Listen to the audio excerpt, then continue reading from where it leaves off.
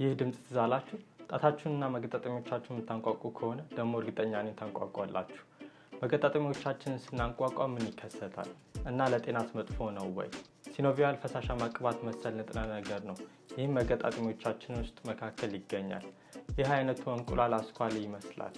ስለዚህ መገጣጠሚያዎቻችሁን ስትሬች አውት ስታደርጉ ጋዝ ይለቃል እና ያ ጋዝ በብል ነገር ይፈጥራል። እናም ኮላፕስ ሲያደርግ ቋ የሚል ድምጽ ያወጣል። የተንቋቋውን ጣት በድጋሚ ለማንቋቋት ጋዙ ወደ ፈሳሽ ተመልሶ ሌላ በብል እስኪፈጥር ለ20 ደቂቃ ያክል መጠበቅ አለብን። እሺ እና ከመቀመጫዎቻችን በፍጥነት ስንነሳ ከምትሰሙት ቋ የሚል ድምጽ ለምን ይለያል? ያኔ ምናልባት እየሰማችሁ ያላችሁ ድምጽ ጅማቶቻችሁ በጡንቻዎቻችሁ መካከል ወይ አጥንቶቻችሁ ላይ የሚሸራተቱ ጊዜ ነው። መገጣጠሚያ በሚንቋቋበት ጊዜ ጅማቱ በፍጥነት ስናፕ ያደርጋል እና ቋ የሚል ድምጽ ያሰማል። ስለዚህ ጣት ወይም የሰውነት አካል ማንቋቋት ልማድ ጥሩ ነው ወይ?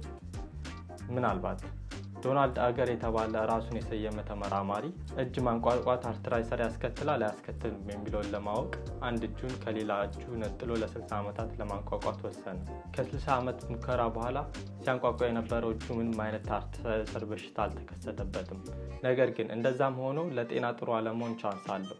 አንድ የ1990 ጥናት ለረጅም ጊዜ ጣትና መገጣጠሚያ ማንቋቋት ወደ እጅ እብጠትና ጅማት ጥንካሬ መቀነስ እንደሚመራ ምክንያት ይሆናል ይላል። ግን በዚያ ጥናት ላይ ከዛ በኋላ ፎሎ አፕ ሪሰርች አልተደረገም።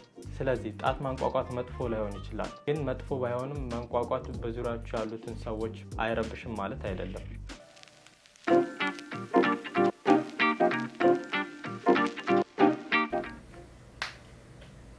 This